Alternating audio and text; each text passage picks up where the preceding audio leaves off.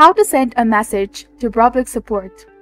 Hello everyone, this is Neha from Create, Login and Delete, and today in this video presentation, I'll demonstrate the steps to effectively communicate with the Roblox Support team.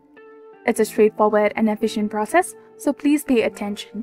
First of all, it's important to note that the process remains the same whether you're using a computer or a mobile device, or any other device. To start, open your web browser and search for Roblox Support.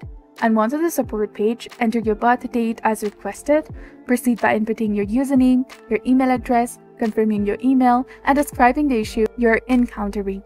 Select the device you're using, for example, Xbox, PC, or anything, and choose the relevant category. Even if the interface is in a different language, like Portuguese, the steps remain identical. You may also need to select a secondary category if necessary, and provide a detailed explanation of your problem to ensure effective assistance. After including all the necessary information, submit your query by clicking on the send button, and this action will send your message to the support team. So if you found this guide helpful, please consider liking and subscribing for more helpful tips and tutorials.